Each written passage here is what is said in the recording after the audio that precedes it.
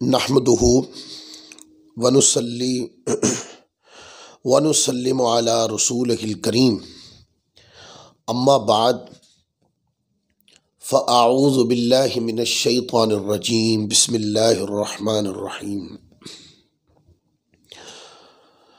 या साहिबल जमाल व या सय्यिदल बशर मिन वजहिकल मुनीर लक़द नुव्विरल क़मर ला युमकिनुस सनाउ कमा कान हक़्क़ुहु बादस खुदा बुजुर्ग तू ये क़िस्सा मुख्तसर व अहसनु मिन कलम तरक़त्तु ऐनी व अजमलु मिन कलम तलिदिन निसाउ खुलिक़्त मुबर्रअम मिन कुल्लि ऐब कअन्नका क़द खुलिक़्त कमा तशाउ बलगल उला बिकमालिही कशफ़द दुजा बिजमालिही हसनत जमीअ खिसालिही सल्लु अलैहि व आलिहि अल्लाहुम्मा सल्लि व सल्लिम व बारिक अला सय्यिदिना व मौलाना मुहम्मद व बारिक व सल्लिम व सल्लु अलैहि। अल्लाह रब्बुल इज़्ज़त का शुक्र है जिसकी तौफ़ीक ने हमें एक बार फिर हाजिर होने की तौफ़ीक दी है और हमें इल्म दीन की तकरार करने की सआदत अता की है। हम अल्लाह रब्बुल इज़्ज़त का शुक्र अदा करते हैं और इस्तिक़ामत अला दीन की अल्लाह ताला की बारगाह में दुआ करते हैं। आपने अर्रिहला फ़ी तलबिल हदीस इस मज़मून में अब तक आपने हमारे 4 बयान समाअत कर लिए हैं, जिसके अंदर हमने इस मौजू को बयान किया कि सहाबाए किराम ने हदीस पाक के इल्म की खातिर जो सफ़र किए थे उनमें मुख्तलिफ सहाबाए किराम के असफ़ार का हमने ज़िक्र किया था। तो 4 बयानात के अंदर हमने उस इल्म को और सहाबाए किराम के चंद असफ़ार, जबकि मैंने बताया था कि ये बहुत लंबी गुफ्तगू है, लेकिन हमने उसको 4 बयानात के अंदर मुख्तसर अंदाज में बयान किया। इसमें सिर्फ एक मैसेज देना हमारे मज़मून था कि हम ये मैसेज दें कि लोगों को कि सहाबाए किराम इल्म दीन की खातिर जब सफ़रों की सहूलियात नहीं थी तो तब वो दीन की खातिर लंबे लंबे सफ़र किया करते थे। आज ताबईन के असफ़ार को जिक्र करेंगे। रिहलतुत ताबईन फ़ी तलबिल हदीस इस मज़मून को इंशाअल्लाह हम जिक्र करेंगे। वकज़ालिक कानत रिहलतु फ़ी तलबिल हदीस क़ाइमतन फ़ी अहदित ताबईन मिन अहली मारिफ़तिल हदीस नबवी वल इल्म शरीफ। कहते हैं हुसूल हदीस के लिए सफ़र करने का अमल दौरे ताबईन ने भी जारी रहा। वो हदीस नबवी और इल्म के हुसूल के लिए सफ़र किया करते थे। अन मालिक इब्न अनस क़ाल जाअ अली इब्न हुसैन इब्न अली इब्न अबी तालिब इला उबैदिल्लाह इब्न अब्दुल्लाह इब्न उतबा इब्न मसऊद अत्ताबई अल जलील सअलुहु अन बअद अश-शै व असहाबुहु इंदहु व हुवा युसल्ली फजलस हत्ता फरग फी सलातिही सुम्मा अक़बल अलैहि उबैदुल्लाह फ़क़ाल अस्हाबुहु अम्तअल्लाहु बिका जाअक हाज़ा अर्रजुल व हुवा इब्नुबनती रसूलिल्लाहि सल्लल्लाहु अलैहि वसल्लम व फ़ी मौदिइही यसअलुका अन बअद अश-शै फलौ अक़बलत अलैहि फ़क़दैत हाजतहु सुम्मा अक़बलत अला मा अंत फ़ीही फ़क़ाल उबैदुल्लाह लहुम ऐहाती ला बुद्द लिमन तलब हाज़ा शअनु मिन अंत यतअन्ना। ये वाक़या है जिसको इमाम मालिक रहमतुल्लाह अलैह ने रिवायत किया है और इसको इमाम इब्न साद ने अपने तबक़ात के जिल्द नंबर 5 के सफ़ा नंबर 215 और 16 पे रिवायत की है। हजरत मालिक बिन अनस रदियल्लाहु ताला अन्हु यानी इमाम मालिक रहमतुल्लाह अलैह मरवी है कि हजरत अली बिन हुसैन बिन अली बिन अबी तालिब यानी इमाम अली ज़ैनुल आबिदीन रदियल्लाहु ताला अन्हु उबैदुल्लाह बिन अब्दुल्ला बिन उतबा बिन मसऊद के पास उनसे कुछ पूछने के लिए आए, क्योंकि वो हदीस पढ़ाते थे। अब्दुल्ला नफल नमाज पढ़ रहे थे। उनके दोस्त उनके पास मौजूद थे। हजरत अली बिन हुसैन बैठ गए, यानी इमाम अली ज़ैनुल आबिदीन बैठ गए। नमाज से फारिग होकर उबैदुल्लाह अपने साथियों के पास आए। उन लोगों ने कहा कि अल्लाह ताला आपसे नफ़ा बख्शे, आपके पास ये साहिब तशरीफ़ लाए हैं, यानी हज़रत इमाम अली ज़ैनुल आबिदीन, जो रसूलुल्लाह सल्लल्लाहु अलैहि वसल्लम की साहबजादी के फर्जंद और उनके जानशीन हैं, और आपसे कुछ दरियाफ्त करना चाहते हैं। अगर आप इनकी ज़रूरत पूरी कर देते तो बेहतर होता। फिर जो काम कर रहे थे करते रहते। उबैदुल्लाह ने उन लोगों को जवाब दिया कि अफसोस है जो इस शान हुसूल इल्म का तालिब है, इसके लिए जरूरी है कि इंतजार की मुशक्कत भी उठाई जाए। यानी इसके दो माना है कि इमाम अली ज़ैनुल आबिदीन रदियल्लाहु ताला अन्हु वो खुद इन पाए इल्म के मालिक है।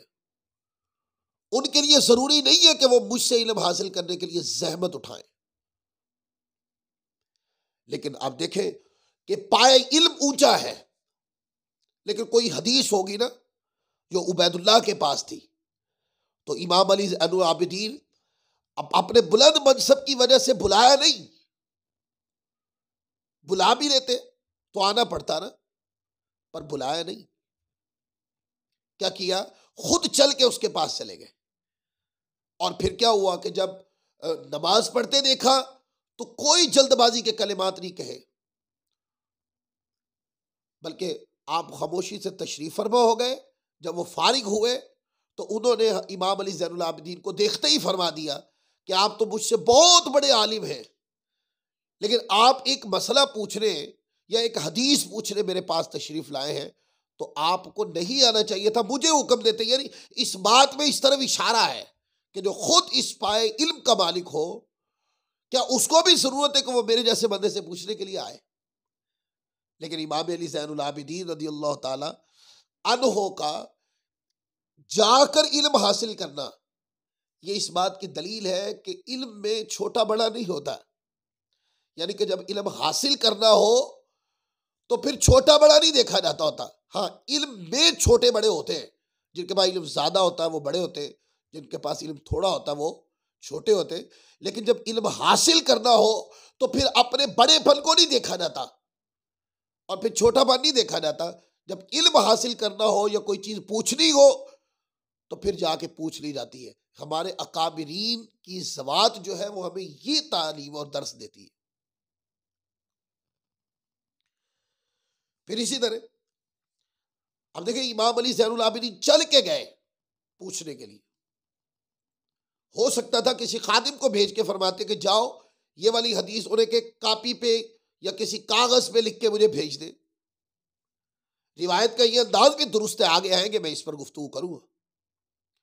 लेकिन नहीं, आप चल के गए और अपनी सीरत से क़यामत तक की साहिबाने इल्म को यह बात बता दी कि इल्म हासिल करके बंदा बड़ा हो जाता है, पर जब इल्म हासिल करने जाए तो फिर बंदा छोटा बड़ा नहीं होता। फिर बंदे को अपना बड़ापन नहीं देखना चाहिए, बल्कि जब इल्म हासिल करना हो या कोई चीज पूछनी हो तो फिर क्या करें? फिर बेझिझक जाके पूछ ले। इसी तरह एक रिवायत है जिसको इमाम इब्ने अब्दुल बर रहमतुल्लाह अलैह ने और खतीब बगदादी रहमतुल्लाह अलैह ने अपनी किताब अर्रिहला फी तलब अल हदीस के अंदर रिवायत किया। अन अबी मुतीइन मुआवियत इब्न यहया क़ाल औहा अल्लाहु तआला इला दाऊद अनित्तखद नअलैनि मिन हदीदिन व असन मिन हदीदिन वत्लुबिल इल्म हत्ता तनकसिरल असा व तनखरिकल नालान। वो कहते हैं कि अबू मुती मुआविया बिन यहया बयान करते हैं कि अल्लाह ताला ने हजरत दाऊद अला नबीना अलैहिस्सलाम की तरफ वही भेजी कि लोहे के जूते पहन ले, लोहे का असा पकड़ ले और इल्म के हुसूल में निकल खड़े हो, हत्ता कि असा टूट जाए और जूते फट जाए। अब ये देखिए, कभी इस तरह की जो बातें होती हैं अंबिया किराम की तरफ जो मंसूब होती हैं वो मफाही होती है, किसके लिए? उम्मत के लिए होती है। अब ये तरगीब है कि जब बंदा इल्म के रास्ते पे निकले तो फिर क्या करे? फिर परवाह न करे जिंदगी की, फिर ये समझे कि जिंदगी में जान जाने तक मैं इसी रास्ते पर हूं। इल्म दीन का रास्ता इतना छोटा रास्ता नहीं है, बल्कि इल्म का रास्ता बंदा सारी जिंदगी इल्म सीखता रहता है। फरमाया कि लोहे का आसा बना लो, लोहे का जूता पहन लो।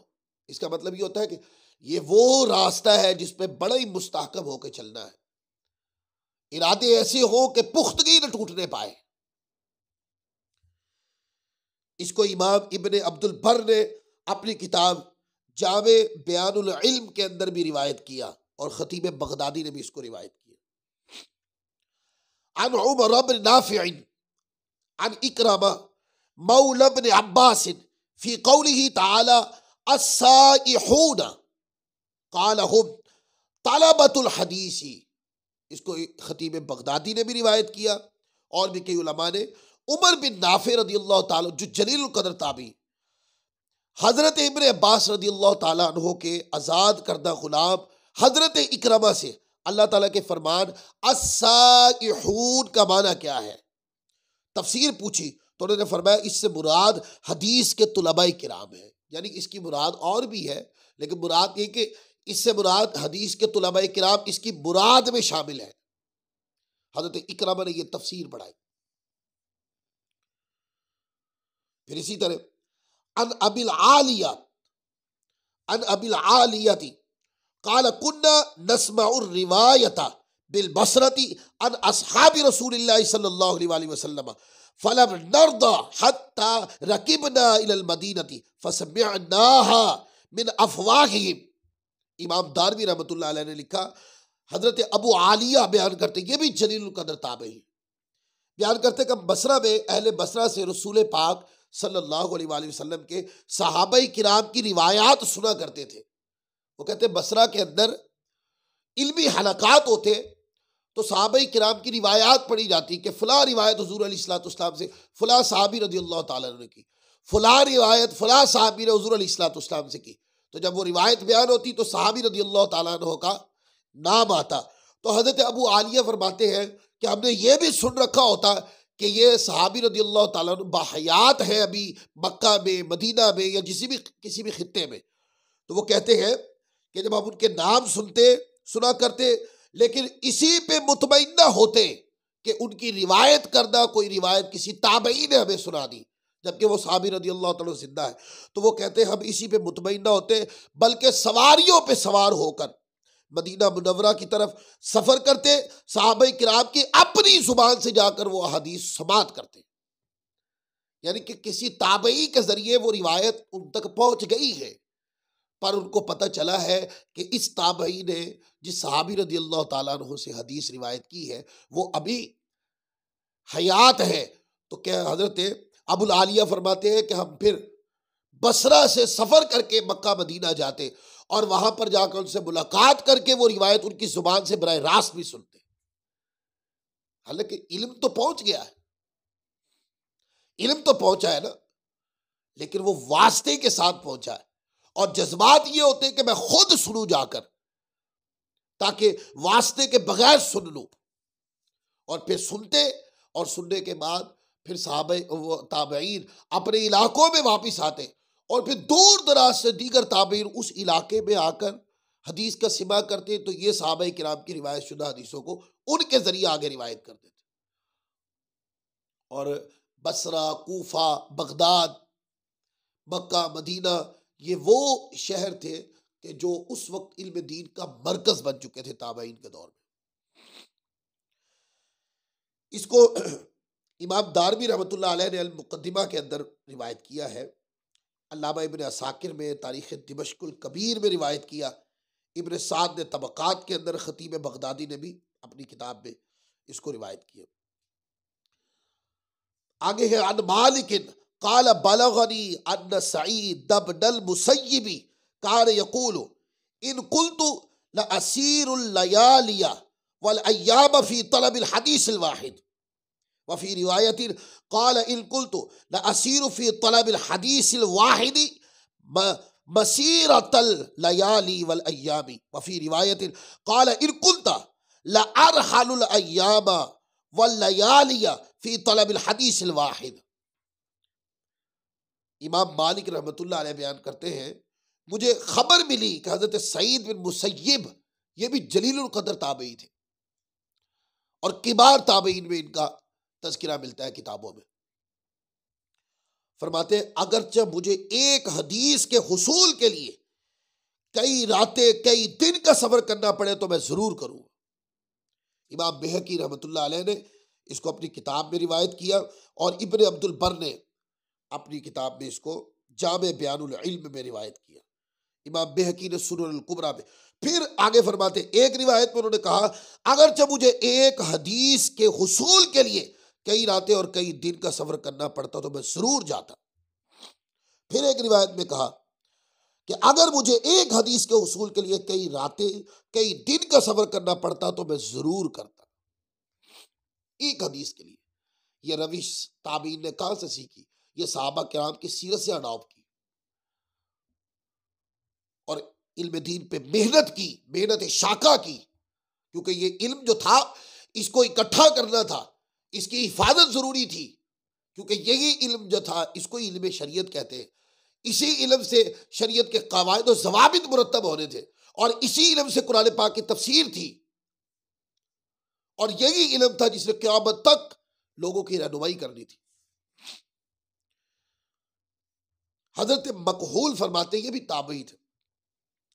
मैं मिस्र में बनी हुजैल की एक औरत का गुलाम था, उसने मुझे आजाद कर दिया तो मैं मिस्र से ना निकला मगर जितना इल्म वहां था उसे हासिल करके। अब आजाद हो गए तो अपनी मनमर्जी की जिंदगी बसर करने की तरफ तवज्जो नहीं दी। जैसे लोगों के पास पैसा आ जाता ना, लोग समझते हम आजाद हैं तो लोग उस पैसे पे अयाशी करते जिंदगी बसर कर देते। तो हजरत मकबूल फरमाते मैं गुलाम था, मुझे आजाद कर दिया तो मैं वहां से अपने दियार की तरफ नहीं गया बल्कि मिस्र के अंदर जो इल्म था जब तक मैंने वो हासिल नहीं कर लिया सारा, मैं निकला नहीं। फिर मैं हिजाज आया, उस वक्त तक वहां से बाहर न गया जब तक मेरी दानिश में वहां के सारे इल्म पर हावी ना हो गया।